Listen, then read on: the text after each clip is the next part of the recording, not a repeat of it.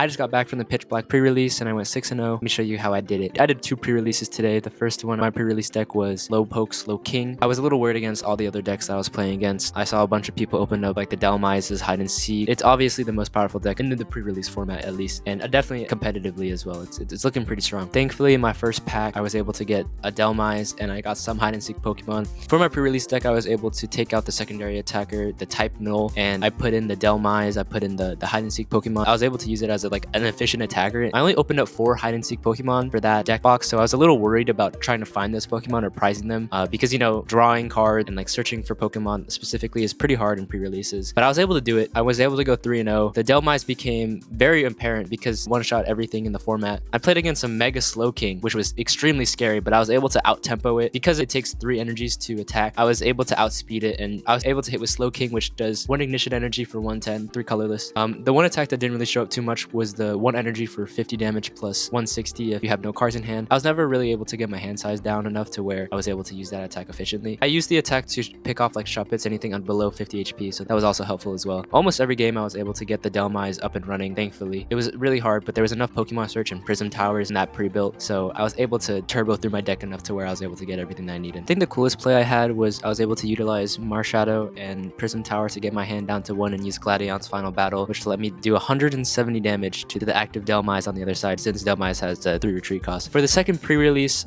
I was able to get the Dhelmise deck, which made everything a lot easier. The deck consisted of Dhelmise, Shuppet, almost all hide and seek Pokemon. I saw how they were trying to balance it by providing burst supporters and Pokemon Search. There was no Pokepads. I understand the Ultra Balls, but no Lily's Determinations. They're only using Fire Spirits and Gwyn. So Gwyn is just such a powerful card in that deck, especially since all of your Pokemon are non-rule box. It's just draw 6 every turn almost, and you get 2 in the discard, so it's just very strong as well. So my game plan for that deck was really start off with a Banette. If I had enough Pokemon in the discard, I'd go into a Sinistra and then a Dhelmise to one-shot something, and the game off with a Spiritomb. And I was able to hit that off twice, which was insane since I didn't prize any of the pieces, and I was able to get all 13 in the discard, especially with that deck. It was really fun, but it felt like a stomp, and I really understood how strong that all those cards are, especially in pre-release format. So I'm glad they tried to balance it, but it was still too strong. That was it. I was very happy with how it turned out, and I taught a lot of people how to play Pokemon today, so it was kind of awesome, and hopefully you guys want some more.